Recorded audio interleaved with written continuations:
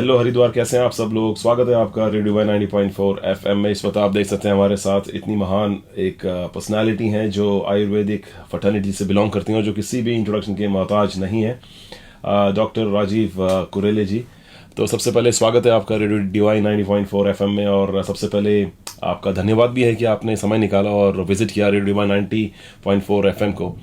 तो सबसे पहले जो हमारे जितने भी व्यूअर्स हैं वो जानना चाहते हैं कि आप हैं कौन, थोड़ा सा अगर आप अपना बारे में इंट्रोडक्शन दे सकें तो। नमस्कार हेमंत जी, आपका मैं धन्यवाद व्यक्त करता हूं कि आपने देश की जानी मानी संस्था दिव्य प्रेम सेवा मिशन, उनका जो डिजिटल प्रकोष्ठ है डिवाइन रेडियो, एक बहुत बड़ा इनिशिएटिव है जो सात्विकता को, पॉजिटिविटी को सारी दुनिया में उसकी वाइब्स को फैलाने के लिए आशीष भैया और हमारे संजय भैया के प्रयास से ये किया गया। इसके लिए मैं आभारी हूँ कि आपने मुझे यहाँ आमंत्रित किया और डिवाइन रेडियो से जुड़े सारे हरिद्वार वासियों को, देवतुल्य जो हमारे उत्तराखंड के वासी हैं, पूरे देश भर के जो लोग हैं, उन सबको मैं सादर प्रणाम करता हूँ। और आयुर्वेद का प्रचार का, प्रसार का और आयुर्वेद की चिकित्सा का मेरा काम है। और देश का जाना माना उत्तराखंड आयुर्वेद विश्वविद्यालय है, उसमें मैं एसोसिएट प्रोफेसर के रूप में आयुर्वेद संकाय में रसशास्त्र और भेषज कल्पना, जिसको कि आयुर्वेदिक फार्मास्यूटिक्स कहते हैं, उसमें मैं शिक्षक के रूप में कार्य करता हूँ। तो एक शिक्षक और चिकित्सक और आयुर्वेद को जीवन में जीता हूँ। बहुत अच्छी बात बोली राजीव जी आपने कि एक आप टीचर भी हैं और एक ऑफ कोर्स आयुर्वेदाचार्य भी हैं। तो सबसे पहले जो हमारी जनता है वो ये जानना चाह रही है, वैसे तो उत्तराखंड को बोलते हैं कि देवभूमि, और स्पेशली जो हरिद्वार है वहाँ से देवताओं का द्वार शुरू होता है, और इधर ही वैसे लोगों का इंक्लाइनमेंट काफ़ी है आयुर्वेद की तरफ। लेकिन फिर भी अगर एज अ लेमैन अगर जानना चाहें तो हमारे दर्शकों को एक बार बता दें कि आयुर्वेद एक सिंपल भाषा में एज अ लेमैन कैसे आप समझाना चाहेंगे। देखिए, आयुर्वेद दो शब्दों से मिलकर बना है, आयु और वेद।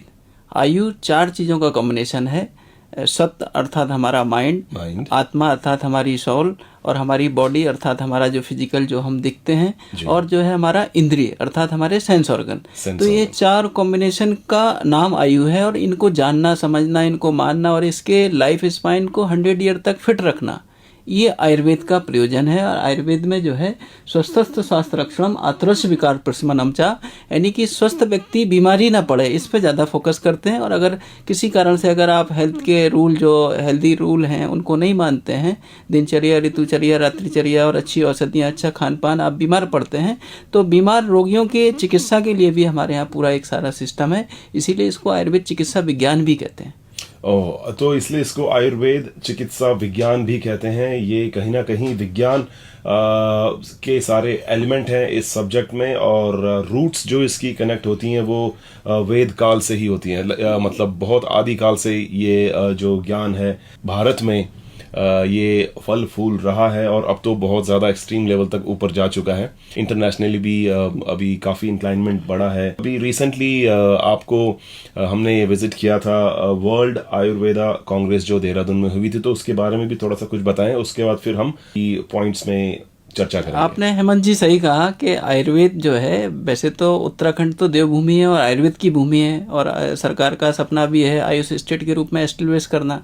यहाँ पे सारी जड़ी बूटियाँ हैं, लेकिन फिर भी आयुर्वेद जो है वेदों की निरुक्ति है, वेदों से उत्पन्न है। 2 प्रकार की ज्ञान की शाखाएं होती हैं, आगम और निगम।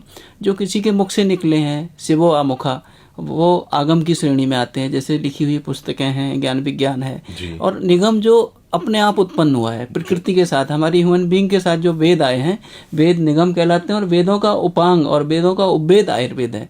तो इसीलिए अथर्ववेद का ये सब वेद है, और इसको आयुर्वेद के नाम से जानते हैं। और ब्रह्मा जी ने, जैसे कि श्लोक में लिखा भी है, चरक संहिता में श्लोक मिलता है, हेतु लिंग औषध ज्ञानम स्वस्थ आतुर प्राणायाम त्रिसूत्रम शाश्वतम पुण्यम भूबुदो एम पितामह, यानी कि जैसा ब्रह्मा जी ने बताया वैसे ही लिखा है ये।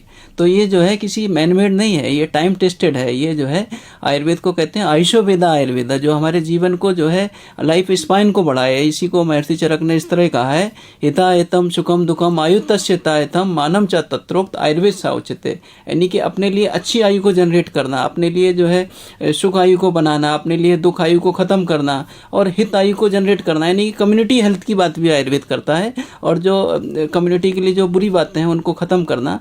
तो एक तरह से कंप्लीट हेल्थ जो है वो आयुर्वेद के माध्यम से आती है। आयुर्वेद जो है बहुत ही टाइम टेस्टेड साइंस है और स्पेशली हमारे लिए गॉड ने बनाया।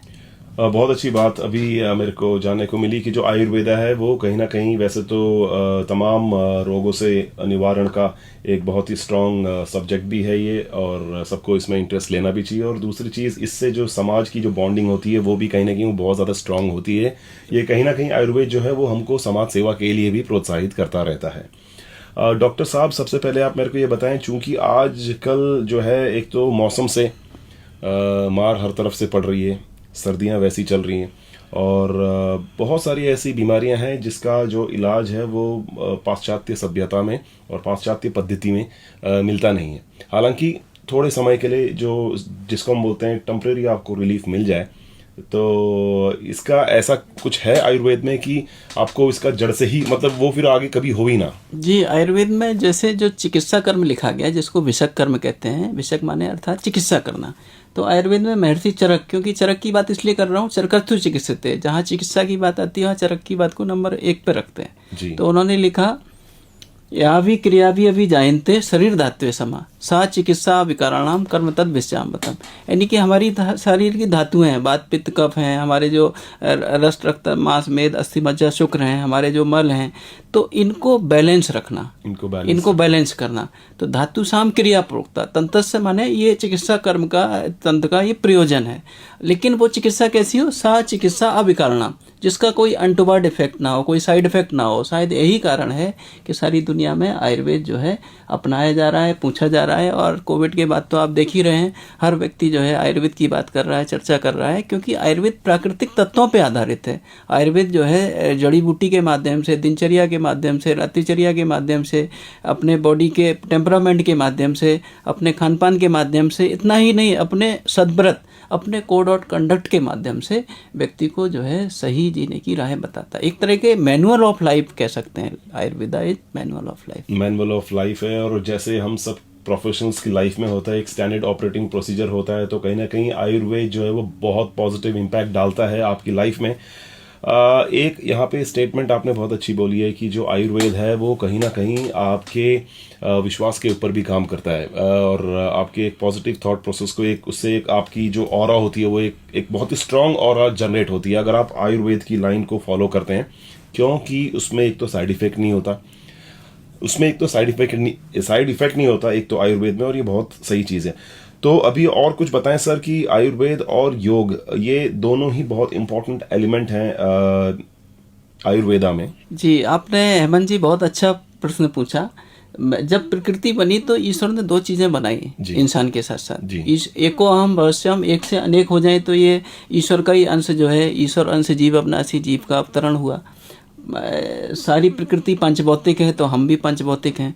तो इसके साथ साथ ईश्वर ने बॉडी 100% फिट रहे तो उसके लिए लाइफ का मैनुअल दिया जिसको आयुर्वेद के नाम से जानते हैं। लेकिन बॉडी का माइंड फिट रहे, आत्मा के साथ कनेक्टिविटी रहे, अपने उसी जिस परमात्मा ने हमें पैदा किया उसको हम जाने, तो ये योग है।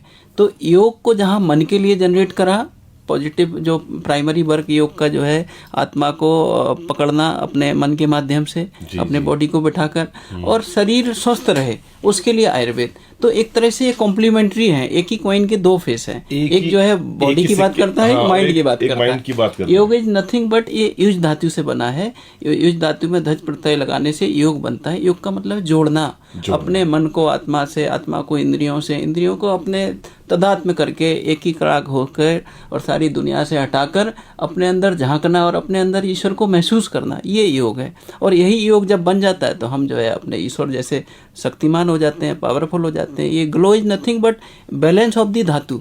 और बैलेंस आएगा कहाँ से? आपके अपने जो है तन्मयता से, अपने शरीर को झांकने से, शरीर को देखने से, अपने शरीर के अंदर इंद्रियों पे जित, इंद्रियों को मतलब इंद्रियों को लीड करने से। आप इंद्रियों के वशीभूत होकर आप जो है गलत खा रहे हैं, गलत पी रहे हैं, गलत देख रहे हैं, गलत सोच रहे हैं, तो ये उभेंद्री जो मन है, यह मन ही तो सबको कंट्रोल करता है। ज्ञानेंद्रिय 5 होती हैं, 5 कर्मेंद्रिय होती हैं, इनका लीडर मन होता है। तो बॉडी का जो सीईओ है जो चीफ एग्जीक्यूटिव ऑफिसर है वो माइंड है, और माइंड इज नथिंग बट जो है कहते हैं मन के हारे हार है, मन के जीते जीत।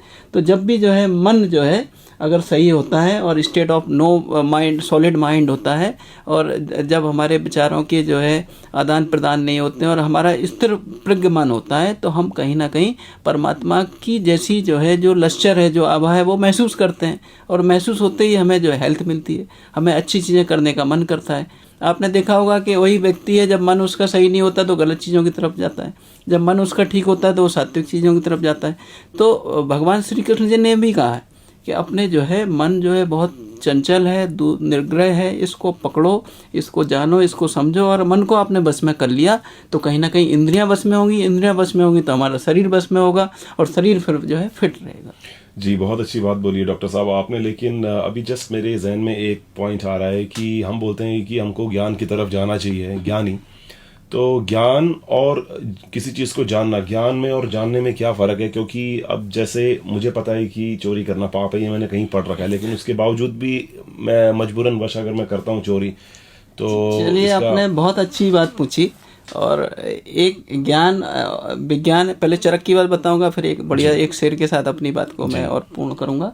महर्षि चरक ने लिखा, विद्या वितर्क विज्ञानम स्मृति तत्परता क्रिया षड्गुणम एते ना असाध्यम ना अतिवर्तते। यानी कि विद्या वितर्क विज्ञानम, विद्या माने जो हमारा जो सिस्टमेटिक नॉलेज है, जो ज्ञान है, जो विजडम है, और वितर्क माने जो रीजनिंग है, और विज्ञान माने जो सिस्टमेटिक नॉलेज है।